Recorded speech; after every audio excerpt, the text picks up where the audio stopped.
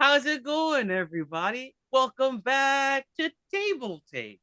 That's right, it's Table Takes. We're going to be talking about board games like we always do, every single week.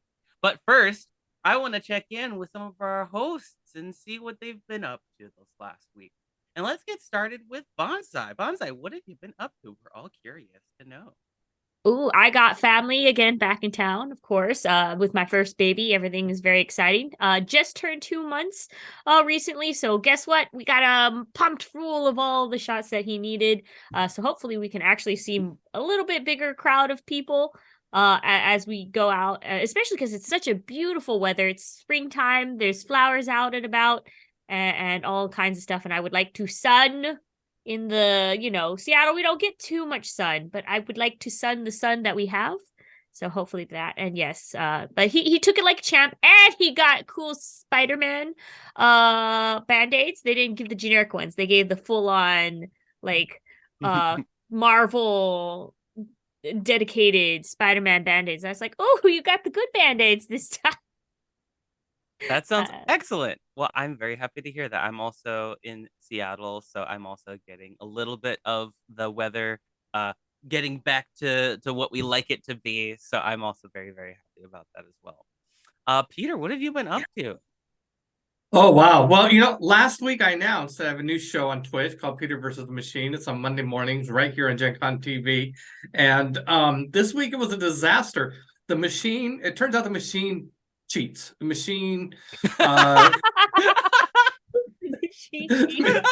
the machine cheats. I think it thought that I had it in the corner, and so it corrupted my power supply on my laptop, and then everything just started going wrong. And so I apologize for anybody who tuned in and to a disaster of a show. Well, we're going to do this again. I bought a new power supply and I have backup cables, and we're going to try. So give me another chance. Monday, 9 a.m. Pacific time, right here on Gen Con TV, Peter versus Machine. Oh, also, I got to play Magic for my dinner last weekend. I had one of my film school teachers invited me over to her house because her kids love Magic the Gathering, and they heard Mm. that her former student loved to used to have something to do with Wizards of the Coast, and invited me over.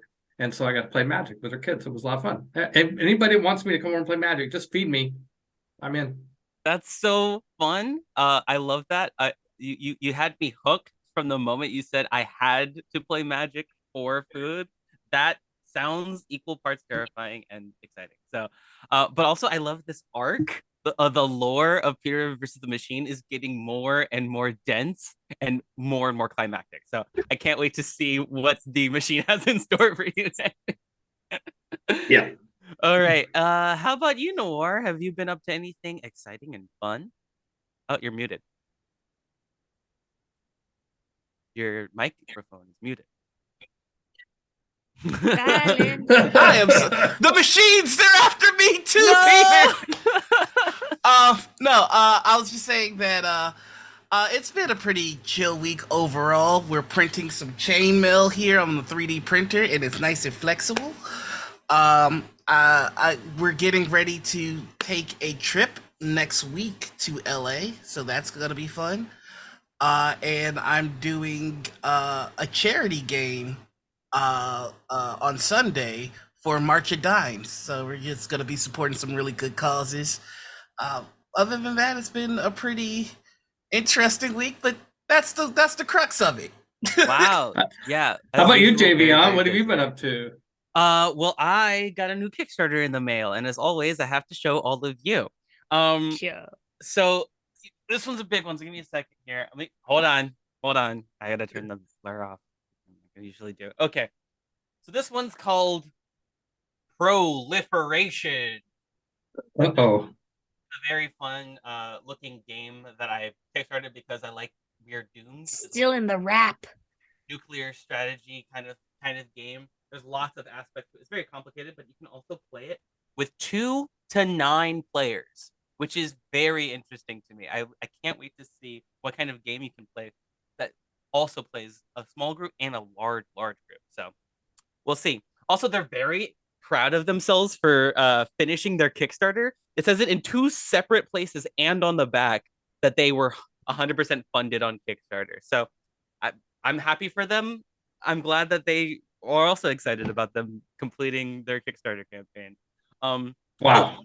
also, I have been getting into word games recently. I've been trying to get better at games like Scrabble and Wordle and Boggle. I'm trying to get better. So I just want to keep all you guys that are playing games with me in game night on notice. If you ever want to play a word game with me, I'm just saying I've been practicing. You're in for a world of trouble. I'm just gonna let you know that right now. But yeah, that's what I've been up to. That's all of the shenanigans I'm getting up to. So let us now take this opportunity to take a deep breath and get right into this board game news because we have so much to talk about today. Let's get started with Peter because we have not one but 2 exciting announcements about TableTakes. Sorry, not TableTakes, but Gen Con TV rather. Yeah, that's right. So in Talislanta, in role-playing news, Talislanta, the epic, diverse tabletop role-playing game final edition is back. And after 35 years, still no elves. With all new color illustrations and 3 giant tomes, over 100 epic player character archetypes, tons of epic monsters, an epic atlas, and GM's Guide to the World, and of course, no elves. That's right. Written and designed by the original Talislanta creator, Steve Secchi, who will be joining us later for an interview. So that's all I'm going to say about Talislanta because Steve Secchi is going to be here and we're going to say a whole bunch about it. He's going to say a lot about it later, so stay tuned. Excellent. Yeah, I'm very much looking forward to that. I have so many questions.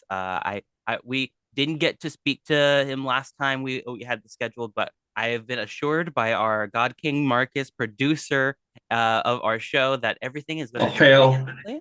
So if anything goes wrong, if there are any more technical difficulties, well, we know who to thank for those.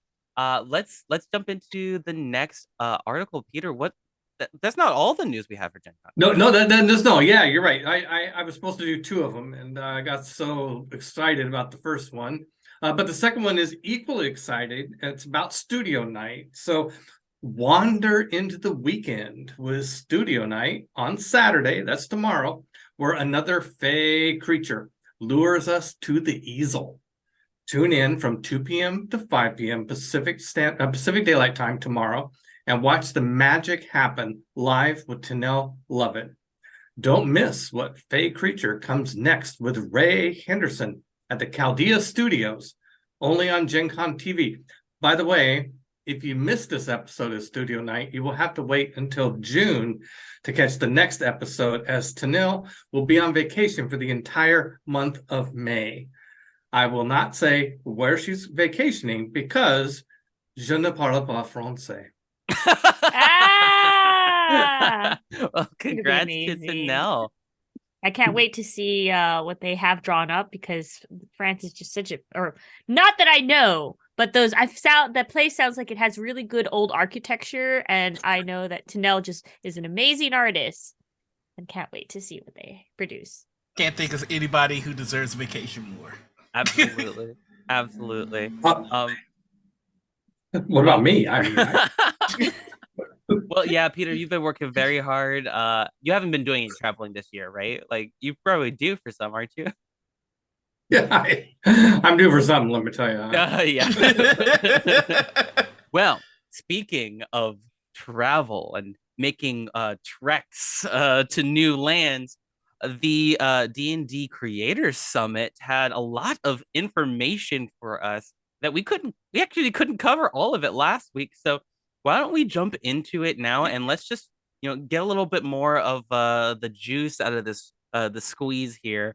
Bonsai, would you help us inform the public what else was there to see and hear and read about in the D&D Creators Summit? Yes. So 2 weeks ago, we talked briefly about this last week, just because there's the NDA just released that day on Friday about boom, what happened at the D&D Creator Summit. And for those who just need a refill, D&D Creator Summit was a open ask questions, discussion, active listening, as Watsy would like to say it, of the community, like basically talking to Watsy about what they have in store, what their changes are, and how do they feel about it, and to get some like creative or like constructive criticism on how they either can do better or keep doing what they like doing.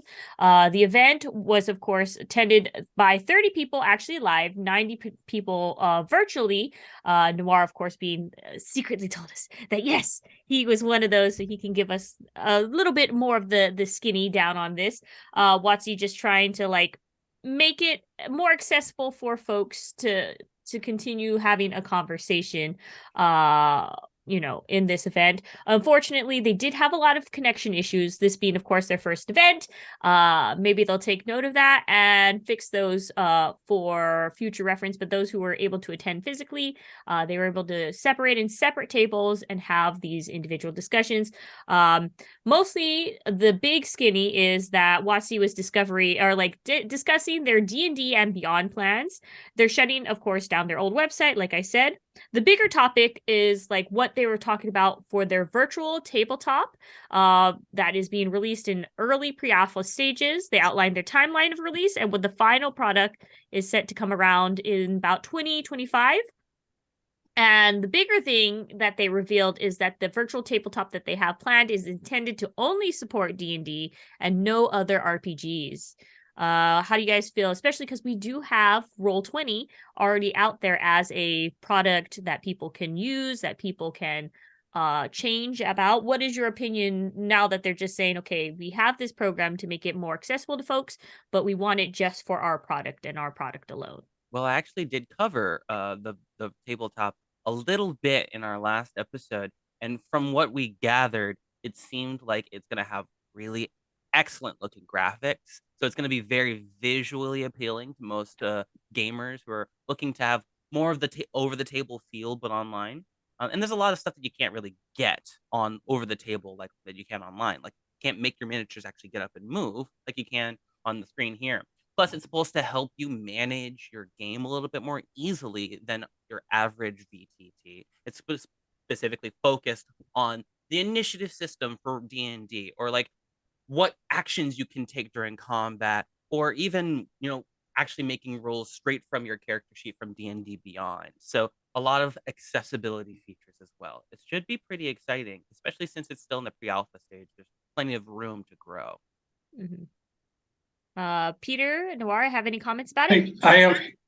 Well, I think it does strike me that if it's the closer, the more you try to appeal and support multiple RPG systems, the more difficult it is to do a really good job with one. So I have to admit, I'm pretty sympathetic to this decision. I think that focusing on D&D will allow Watsy to integrate the VTT experience as much as possible with the rules, and as deeply as possible with the rules. Just from a systems design perspective and programming perspective, I don't know. It seems like I don't understand why we would object to this. Yeah. I agree. Wizards is under no obligation to make a VTT for everybody. In fact, it's probably smarter for them to just kind of focus on their own VTT working flawlessly with their own system. My concern is the same as it was last time, which is I just want to make sure that if they do enable the integration of homebrew content, that the creators of said content are fairly compensated and have their name on their work. From everything I've seen of the VTT, it looks glorious. I love the effects, the like magic effects when you cast your spells. I love that the VTT is kind of being built on the principle of you can do anything, even though there are rule sets. From what they said, it sounds as though the rule sets are optional. So, for example, if the story if for story reasons there's your character should have more movement than the rulebook allots, it does allow for the GM to enable that, which is really clever. I was really afraid that it would be so strict to the rule sets that it wouldn't allow any wiggle room for the GMs, and that does not appear to be the case.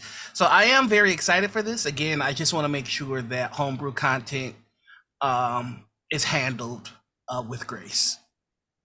All right, that's an excellent point. Also, speaking of that, I have to shout out again, Daniel Kwan for giving the input on this. This is where most of our information came from. He was one of the first content creators out there to kind of spill detail, and he gave very, very thorough notes on everything. So if you have a chance and you want to go ahead and check out what he actually put down, go ahead and click on the link that we provided in chat. Thank you again, Daniel Kwan. Also to continue, so they're going to be calling this in let's see, in addition to talk about the possibility of AI art content, WotC of course being against it, as far as what they stated and how WotC will handle race in D&D, which is still to be decided. They go on to discuss more about one D&D. They're going to be revising it. They're trying to step away from it being called one D&D now and calling it the 2024 Core Rules Revision. This will include new printing for all three of the core rulebooks with significant redesigns. They're still really WotC's still trying to make it clear that the new edition, this will not be a new edition or a 5.5. It will be compatible with, of course, past 5th edition. And the new core work will use fundamentally different rules in many cases, but it can still, it should mesh perfectly over everything is how they're stating it. And some of the races that they're trying to change is, one, they're trying to not use the word races. They're trying to use the word species now, which of course people have a little bit of that's still not the great. Here in TableTakes, we suggested maybe using heritage or ancestry as maybe being a possible solution versus, it just sounds like race in a different flavor if you say species, but if you say heritage, it's a completely different format. And what is it called? The new player's handbook will be bigger with 12 classes, 48 subclasses, and 9, of course, species heritage. They're also introducing weapon mastery, which features intent to add more distinctiveness to different type of weapons instead of just my sword is magical, so it rolls a D10 versus a D8. It's going to actually have more cinematic flavoring to it, maybe more special abilities to it. And we'll have to wait to see. The bigger talk was the very cryptic description that a lot of people have issues with. Keep in mind, we as players know the distinction between IRL real life comparison and fantasy comparison, but a lot of people, including myself, had a little bit of trouble of how they explain their concept of why they will not be using half elves, half orcs anymore. This is taking from Jeremy Crawford, said, from direct quote, "Frankly, we are not comfortable and haven't been for years with any options that start with half. The half construction is inherently racist, and we simply aren't going to include it in the news player's handbook." I get what they were trying to say in some ways, but it comes off very cryptic in my opinion. And I would wish that they would maybe put a little bit more clarity on that, of maybe that's why we want to use the word heritage instead, especially from a little, let me roll back on why this is so important for people like myself, who is of a I am Chamorro Filipino, and saying that you have to either choose one side or the other to apply is a really big no-no. So it's either you apply to one or the other or none. A lot of these terrible remarks about that versus just being a conglomerate of both. What is your opinions about those of so basically everything I just spouted? I think this has kind of been handled haphazardly. I think that they're in the attempt to make sure that they don't offend anybody. I think that they offended a group of individuals, because you can't erase the fact that mixed people exist, and they deserve representation just as much as anybody else. I think rather than shying away from that, it should be celebrated. Mixed lineage, mixed heritage. There's a way that you can represent that, and I think that erasing it uh, in an attempt to not step on any eggshells is just kind of it's just I don't mean to yeah. interrupt you, Noir. No, go ahead. I think about a book like Tasha's Cauldron and what it did for mixing, a heritage. And I find it really hard to believe that they're going to cut out mixed heritage altogether, or what they're calling species altogether. It looks like they're doing a lot of reworks. And from what I'm seeing, they're not including the words half anymore, but they haven't outright said you can't have two races at once or two species at once. So I think it's better to just keep waiting to see if they're going to say, yeah, we're done with Tasha's Cauldron. Just ignore that. We know we made the book, we hate it now. Or if they're going to incorporate that into their new rule set as well and try to make it a little bit more cohesive. Because I think that's what they were probably going to do anyway. And to speak on the earlier thing that you mentioned, Bonsai, them doing a core rules revision rather than one D&D is really interesting to me. I think that there has been a lot of talk, a lot of feedback that they've gotten, and a revision I think is definitely the right way to look at it, rather than we're taking all the D&D and putting it all into one. Because I think what they're trying to convey is here's a new direction. Here's more changes to what you already love, rather than a new system that you have to learn or you're throwing out all your other stuff and trying to set up with a new system altogether.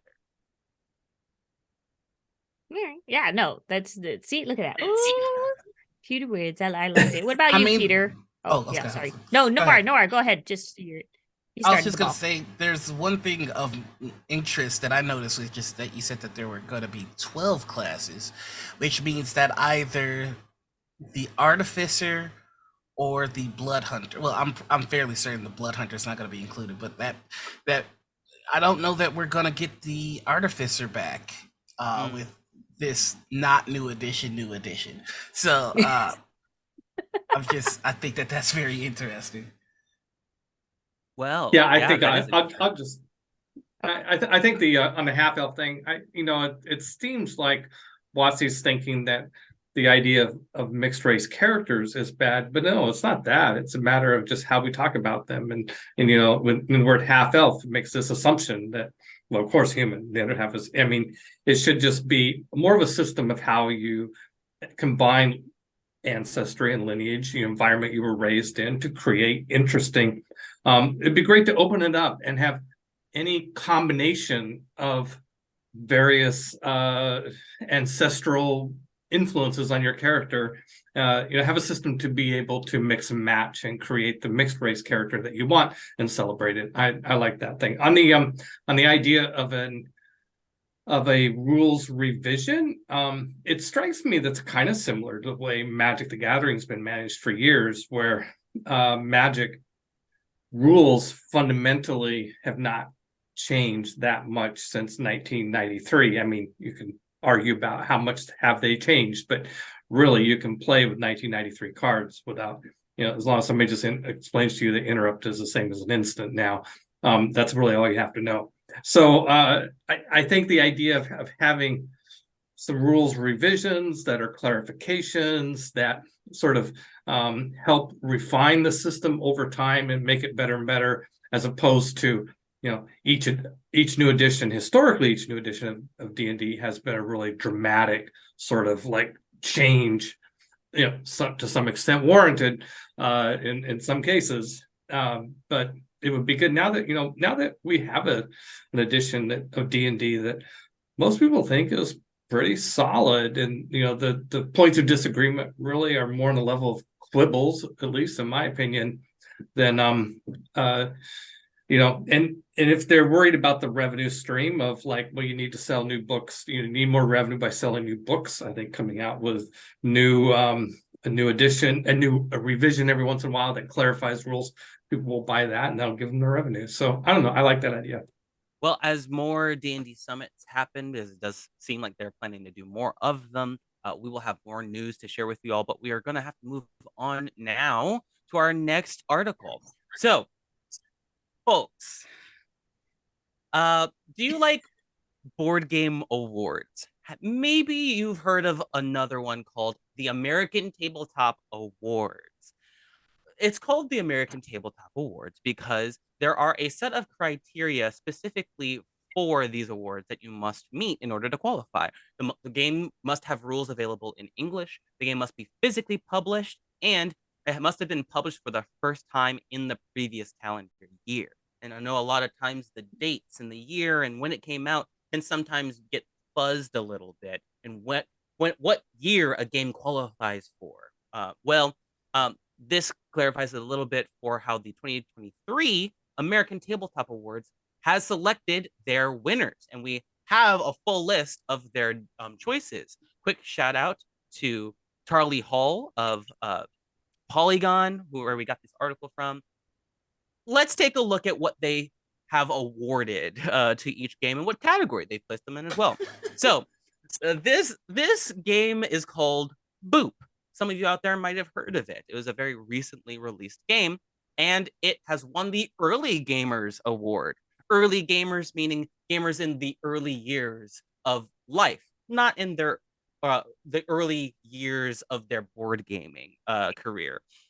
I suppose they were trying to avoid excluding anyone or making anyone feel lesser than for playing a game like Boop.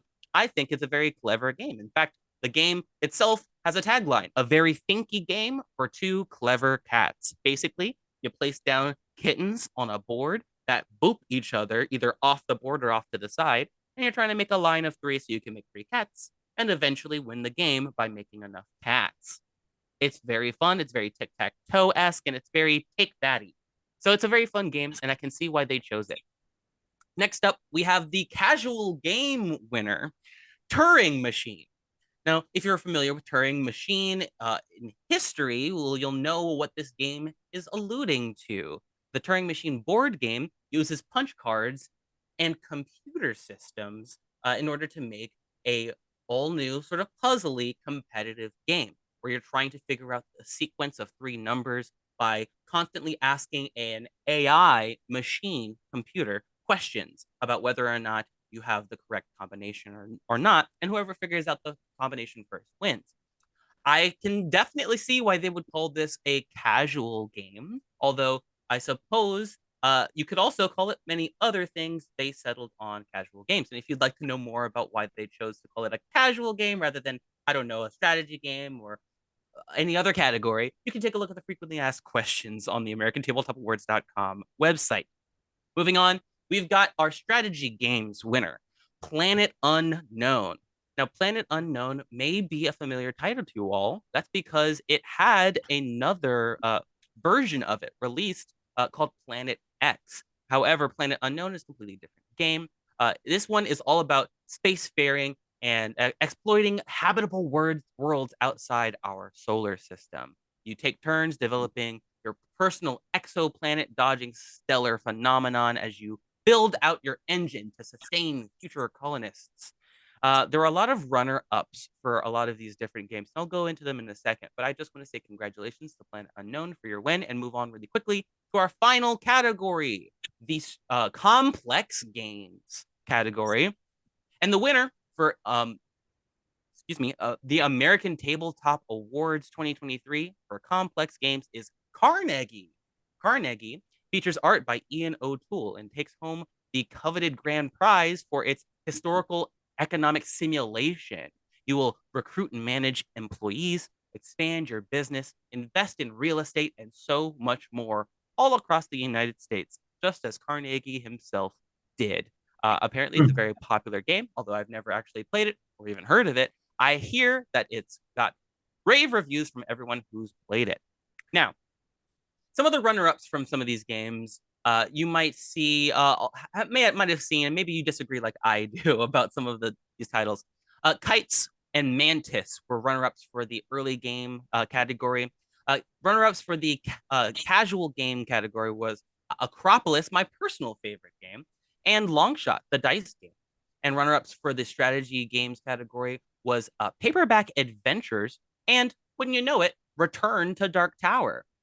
And finally, for the runner-ups for complex games, we had not only Frosthaven as a runner-up, but also Ark Nova, which you may have heard it won the Asdor Game of the Year award. So it remains to be seen whether or not these American-made games have beaten out all of the popular votes, or if the board deciding which games win which awards on the American Tabletop Awards Committee have some deciding to do. But in any case, I would like to reveal Javion's Game of the Year award choice. You may have seen this game. You may have heard me talk about it before. It is my new favorite game of all time, and I'm definitely going to unblur myself before I do this again. Acropolis. This is my favorite game. In it, you're placing down tiles, you're stacking them up and trying to earn points. It is a very good game, and I hope you all get a chance to try it. That is all the time we have for this article. If you wanted to see some more of the runner-ups for the American Tabletop Game Awards, check out the link in the chat below. But let's move on to our next very juicy article with Noir. All right, so we got first draft of the Orc license released to the public for comment. So we've taken a look at this, and I've been super excited for it. Paizo's first draft of the Orc license is now ready for everyone to partake in. Paizo has released the first draft of the Orc license along with a Q&A to answer some anticipated questions of why it's designed the way it is. The license is exactly what they said it would be: perpetual, royalty-free, irrevocable, etc. In the broad strokes, so there are no surprises there. The details, who owns the copyright to the license itself, seem to be thrust of the public comment period. So they're waiting to get more feedback to kind of fine tune the final details. But when it comes to them fulfilling their promise of making sure that it's perpetual, royalty free, it's all there in black and white. I can't wait to see what this looks like when it's done. But so far, they're on track, and I'm very excited to see new games published under this license. But I kind of want to throw it back to all of you. Do you have any thoughts? I think my only comment is, even they want it to be open for everybody, but I don't know why they didn't use the Creative Commons license with that. But I know that's just like a choice, and they were kind of wary about that. But I do like that it's open. Essentially, the Orc license, you can use it for more than just board game or like basically role playing designs. You can potentially use it for like gaming, like video games. You can use it for a lot of other media instead of just that one. But yeah, my only thing is why not the Creative Commons, but maybe that's just I don't know better. you know. Well, I'm really excited to see how this pans out. I think this is fantastic. I know a number of the people who are affiliated with this project, like Brian Lewis and Lisa Stevens, and I'm really happy for them that they stepped up and are working on this and have kind of put themselves out there to do this, and I wish them the best of luck because the industry could really use this. Yeah. Well, I, for one, am glad to see that the Orc is alive and well, and we are looking very much forward to seeing what the Orc has in store for all of us. But we must move on to our next headline. And Bonsai, why don't you finish us up for the headlines today? All right, I want to go ahead and spill real fast about this. I am not a Disney fanatic, but I am just on the precipice of Disney fanaticism. But thank you also Charlie Hall at Polygon for this article. Basically, Disney Lorcana, which is Disney's Magic the Gathering. Like, I would say it's Disney's Magic the Gathering game. Okay, it's their trading card game. We can all say what we all wanted to say out loud. Okay, about this answer to that. Basically, a lot of their there was in the beginning of the week initial leak of some of the Disney Lorcana rules on April 10th, with a full rule set and interview. But right after that they released a full rule set and interview on Polygon on Thursday. So I kind of am like, I don't have my hat, but pretend this is a foil hat, this banana. And the conspiracy is here that I think Disney went and did the leak and then was like, oh, wait, we happen to just have this Polygon interview up right now. Oh, no, people got to look at it before we made it official. Okay, so pretend this is my banana is also my crazy hat. So just throwing it out there in terms of theories. But yeah, no, it looks pretty cool. The rules are pretty simple. It fits entirely on 2 pages, additional to the rule sheets. The game is to be released with a companion app, including a digital tutorial to make it easier for folks to learn and digest. Broad strokes, both players take a role of Lumineers using ink to summon glimmers of the Disney magic characters. So they're not really the characters, they're glimmers of it. And you collect lore, and whoever wins the most lore first wins the game. And of course, very Disney, they don't kill off characters, you just banish them because they're not really the characters, they're just aspects of them. And you're just trying to like get as much lore as possible. Instead of mana, they use ink. All of the cards are very pretty. And some of the cards to activate their power is strictly just like you make the said Disney character sing a song, like a Disney song that, of course, people belt out of nowhere. That's one of the bigger things. It's keeping really into the Disney theme. The cards will include well-known Disney characters, items, actions, and even Disney songs with their unique gimmick. It looks like a lot of fun. It looks like it's going to be a very easy, light, kind of casual, like card collecting game. I'm, of course, their release is going to be at Gen Con, and I'm also making it in my budget to probably drop a lot of money to get all the cards. So that's why I'm very excited. So I'm very biased about this news story. And yes. Well, good luck with that, Bonsai, because as far as I've heard, the cards for Lorcana are super expensive right now. I mean, maybe the boosters themselves aren't, but if you get your hands on like a really, really good card, like I've seen them go for like thousands of dollars already. Yeah. I'm getting the packets. I already have it in my budget that I know that this is how much money I'm going to spend. Getting the packets, I know. It hurts. Can I just say I'm not a Disney fanatic sounds exactly like what a Disney fanatic I'm not a Disney fanatic. Yes. I'm 2 steps away. Especially when you just had a banana on your head. I didn't have my tin hat. This is my other conspiracy hat. If I don't have my tin hat, I can quit anytime.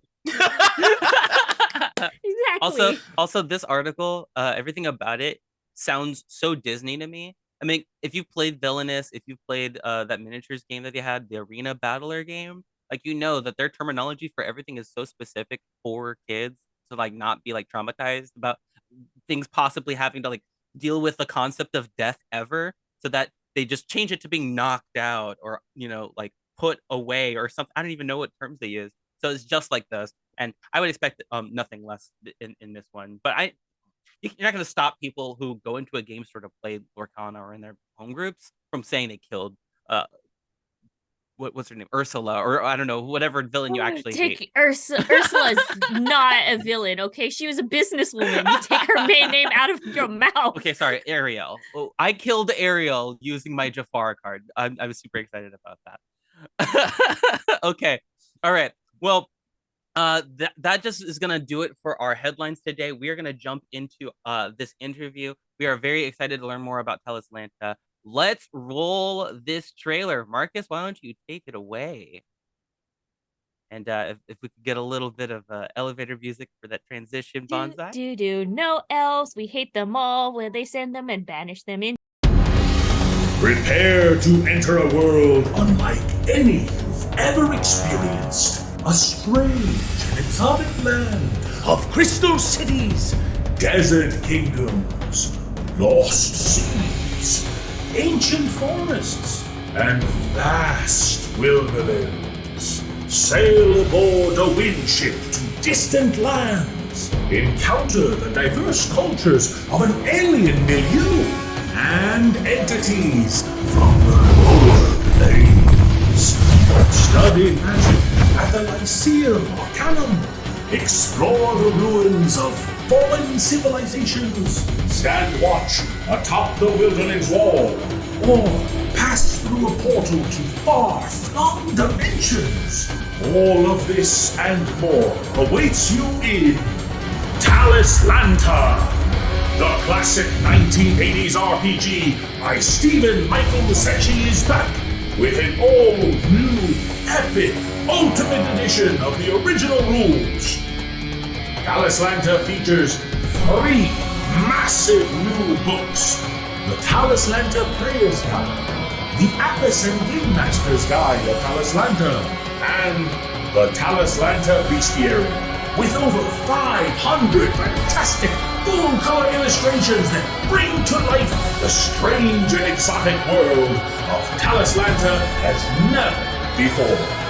Nearly 100 character class archetypes, fully updated epic edition stats and rules. Bring back Talislanta in this all-new epic edition. After 35 years, still no elves.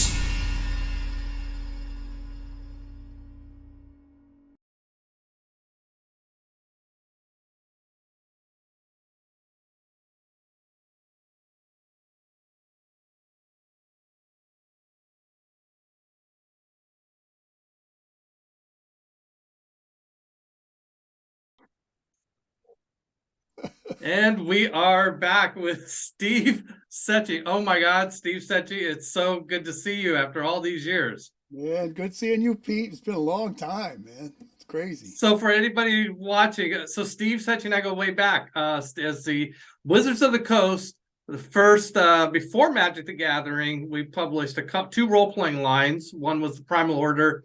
The other was Talislanta, 3rd edition. And Steve, you and I did business together for several years, but we never actually met in real life, and there was no Zoom back then. This is the first time that you and I think, have actually seen each other while talking. Absolutely true. Yeah, we were on the phone a number of times, but I otherwise never met. Funny. I owe you a beer, though, from, what was that, 35 years ago? Not 35. Yeah, you do. How many years is it now? I guess. I hope there's no interest on that beer.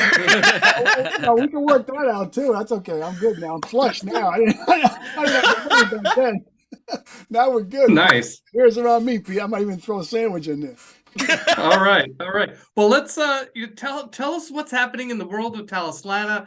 We know it's back, and what Talislanta is. You know, Steve, I think there'd be probably fair to say that a majority of our audience has never heard of Talislanta, even though it's been around 35 years. That's very fair to say. Yeah, you'd have to be like our age or somewhere in the vicinity to remember it, and it was probably best remembered by older folks for the ads that we ran in Dragon at the time, where it had this picture of some crazy monster from Talislanta, and it just said like "no elves" over the top of it, and that's kind of the basic idea of what it was. It was a world setting that I came up with, and I don't remember when, 86, something like that, maybe a little before. And I had been playing D&D like all the rest of you guys. We were, early on, that was pretty much the only game to play. Decided to go into the business myself, did a couple other little things, and then came on Talislanta. And I just wanted to do something very, very different. That didn't have elves and dwarves and all the usual traditional fantasy stuff. And I will tell you, Pete will confirm this, Talislanta definitely is not a traditional role-playing game. It is a nutty game. It's for crazy people, and we're proud of it. Well, can you give us some examples, like what kind of stuff happens that you see? Well, the whole world setting is original. It has almost no basis in Western mythology, the elves dwarf thing. So I mean, I don't know. We just have a lot of we have wizard hunters. We have astromancers. We have spirit trackers. We have all kinds of crazy stuff, and the whole world is packed with way too much stuff. And I did that. I was a fan, and still am a fan of Jack Vance, And if any of you guys know who Jack Vance is, I hope you all know who Jack Vance is because he was a really terrific fantasy writer he just passed away a couple of years ago, but really one of the most interesting, in my opinion, original guys. And his whole thing was he just packed his books with all kinds of ideas, all kinds of strange cultures and societies and creatures. And that's what I wanted to do for Talislanta. And I think we did that, huh, Pete? We kind of did that. Yeah. Well, I mean, you did that part. We just did our own version of the rules, and that sort of thing. Well, you did you did a licensed version and brought some really interesting artists into it too. Anson Maddox being one, and we're going to say his last name right. Is Tadine or Teden? I'm not sure. Yep, Tadine. Yeah, Mark Tadine. Yeah. Yeah, I love those guys, man. They did some crazy stuff. So, anyway, we did this for a few years, and then you guys moved into Magic. Thanks to a certain situation between you and me, I was able to move back into music.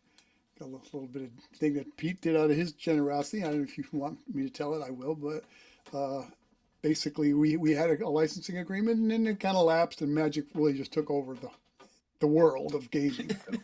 And yeah, it's ridiculous. Like nobody would have believed at the time, could even believe it. So it was amazing. And I kind of got out. I got out of gaming after that, and went into music. And it took me a few years, but finally, like, I was like, yay! Things like started making a living at it and stuff like that.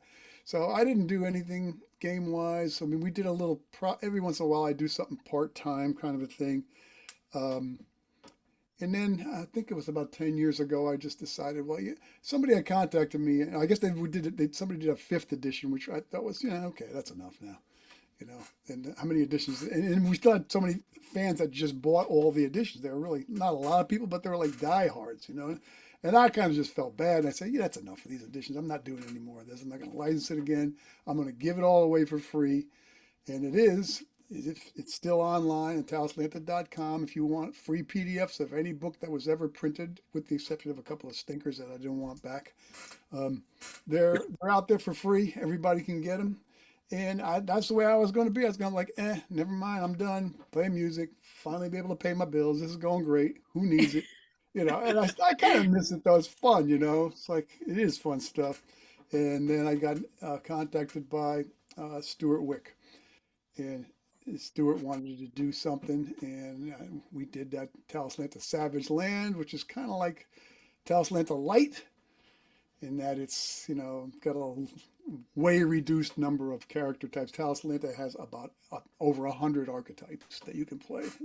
And Savage Land, I think, was down to about 25 or something like that. So it's more manageable. I said, this will be easy. And it's never easy, Pete, right? It's never freaking easy. Come on. I ended up rewriting half the stuff that people gave me. And, so we did that. And I said, okay, now that's really it. Now I'm really done. That's enough. Then Stuart passed away, and it was like, oh, God, that's horrible. I'm done. I'm cooked. And I was, and then I got another call. And that was 2 years ago. And that was Chris Batarlis from Everything Epic Games. And Everything Epic, they were mostly a board game company. So they had not done role-playing games before. And Chris is like one of these guys who just, the name of his company couldn't be any better. It's like, he's crazy, man. It's like everything's got to be on an epic scale. So he said, I played this game. Somebody played this at a Gen Con. They brought this thing out, and I flipped out when I saw it. We got to do it. Let's do it together. And I'm like, I don't want to do it anymore. I told everybody else, I said, I'm never doing another edition. And then somebody asked me, well, what about this? What about that? I said, well, all right, if we ever had a chance, I figure this will totally rule it out. I said, if we ever have a chance to do an all-color version, then okay. Other than that, I'm never doing it. So I figure I'm safe. There's nobody's going to put money into color art. It's over, man. I'm like, good, back to music. So it's fine. And he said, yes. He said, I'll do it. I said, you're out of your mind. I said, do you know how many pieces of art we need? And he was like, I don't care. It'll be epic. Everything I was like, Chris, every other word I was like, epic. It'll be epic. You'll see. Epic. All right. So we did it, and it was unbelievable. There's like, I don't know, 150 pieces of art in there, color art or something. It's, the game has never had this kind of budget to operate off of, and we just finished it. We just ran the, wasn't really Kickstarter, it was GameFound, but a crowdfunder, and it made about 158,000, something like that, which was crazy enough. I didn't think that was going to happen. So, Well, but it was a lot more work than I thought. Again, Pete, they got me again. Rewrite. Oh my God, I could, Oh it's the way it man. goes, oh, it was man. It's the way it terrible. goes. It was terrible. The last 3 weeks, this is what I've done. Oh, Whoa. I'm a full-time game designer again. It's ridiculous. So I'm done. I think today might have been it. I don't know. I'm not like, we've got the proofreaders on it, and I have everything rough laid out. It's like 3 books. One of the books is 400 something pages. It's like, this is insane. And I'm, we had good editors on it, thank God. And Pete, we had we were going to do a dual system book, and the second system was going to be 5e. And then what happened? After we paid the editors, because I don't know anything about 5e, and I don't want to know anything about 5e, and we did all the 5e conversions, Pete, for every freaking Talislanta archetype and all the monsters, and there's like hundreds of these things, right? And then this OGL thing goes down, and we're like, "What, are you kidding me?" It's like another, I don't know what it is, 150 pages, and now we're not going to be able to use. So I said to Chris, we just talked about it. We just said, look, let's just pull this 5e crap out of here and re-lay out the book. Fortunately, we hadn't done a lot of layout, but it changed, as you can imagine. 2 of the books were, suddenly 150 pages less. Well, each book was something like 75 pages less or something. Oh wow. Which So you decided to leave it out? Because pulled it Watsy out. backed off of And that, then right? after Hasbro did the world's craziest backtracking anyone's ever seen, I thought was quite comical. Most of us thought that was pretty amusing, but I only thought it was amusing because we weren't going to get screwed by pulling the stuff out. We had a lot of Talislanta stuff. It left some weird holes in places because we had been like, well, with 5e we wouldn't have to do this, so 5e, and it was like, so we were sort of they got me thinking that way. Oh, I don't have to do that. Good, that kind of thing. Then we pull the 5e stuff, and I got to do all the shit. So I'm like, okay, but as soon as we did that Talislanta fans just came out of the woodwork and said, thank you. Thank you. We were just putting up with the 5e stuff to get another Talislanta book, which I didn't know. I wouldn't have even suggested it. So, so anyway, snapshot is we do have a 5e book. We will have a 5e book. And it's all the conversions in one book where it belongs, away from the Talislanta stuff. And then in the last 3 weeks, I spent filling the holes, all the things that would have been, you guys know the D&D system. So we have a couple comments from chat. Steve Cosmonaut says, what are one of the newest aspects that you're most excited about personally with Talislanta? What am I most excited about? That I'm almost done with this thing. Yeah. Second place. Or a new archetype or a new map. Okay. Well, that's true though, Pete. I'm trying to give you the truth here. I don't want to lie to your audience, but no, true. But the second place is it was kind of fun to go back over what I did on this. I went back over all the editions except 5th, which I didn't have anything to do with, and I just kind of picked my favorite stuff. And I said, okay, this is my favorite version of the magic system. This is my favorite version of the combat system. This is something I did from Savage Lands, which was really, I thought, smart. And kind of had a chance to go back and sort of like fill in blanks that were in the milieu historically and other things like that. So really, it's kind of like the best of Talislanta. My idea what the best of Talislanta is. And with all the books, even we did another one in between. There was Midnight Realm, which was about the lower plane. So we went in there, grabbed some character class. There's more archetypes than ever. It's weirder than ever and crazier than ever. And we took some stuff from Savage Land, which I thought was really good stuff, good art and good things like that. But other than that, all the art's original again. So that was fun. But yeah, that's the thing I think I'm most excited about is that we got a full color version of Talislanta finally, and the fans that have seen it, so the samples of it have just wigged out, and I'm like, good, happy fans, fine. Because I mean, these cats put up with so much, man. You guys wouldn't. This business I don't know what it's like for you guys now, but it was like nuts, you know. We had one edition of All right, Noir, you just gotta jump in. Steve's not gonna yeah, give I'm you sorry. a Go ahead. Yeah. Got me going. I'm not gonna I say wanted to anything. jump in, but it's so interesting. I was captivated. I just have one question for you, which is the tagline, "No L's." What made you pick that one? I just thought, what was the easiest way to tell people this is not like everything else, So that was my idea back then, and it was pretty cool because people either loved it or they got really mad. So like, can you imagine? That's what you want. What do you mean there's Yeah. no, So yeah. Well, that's super clever. But yeah, no, you were mentioning about the sorry if you don't mind me jumping in. You were mentioning about how like you have it in full color and everything. Like what made you choose to have like the artwork for this book is beautiful, by the way. Yeah. So why was it like a pure priority to have this in color, to see this as a vision? Is there a reason behind it? The only reason I'd say the only reason. The main one is that people who are fans of the game asked for that for so many years, and there was just no way I could do it, And even when I was involved with it, we just didn't have any kind of budget. And then when we were licensing it, we were licensing it with people who didn't have a budget either. This is before Pete, found that gold mine in the backyard with magic. But Pete, I mean, it was hard to get the black and white art budget. You know what I mean? Yeah. For something crazy too. It's not like I said with D&D stuff. How many different cultures, people call races, cultures, whatever you call them these days, are in D&D? Yeah. Yeah. Well, There's the 9. Yeah. Well, right? Yeah. Steve, thank you so much for coming on this show. It's such a pleasure to see you. It's so fun to listen to you with a video clue to go with it, right? It just after years of it's really nice. You the beer. Yeah, thank you so much, Steve. Everybody in chat, please take a look at the link that is in Twitch chat if you want to check out Talislanta on Games Found. You can check it out and get yourself a PDF version of it and more.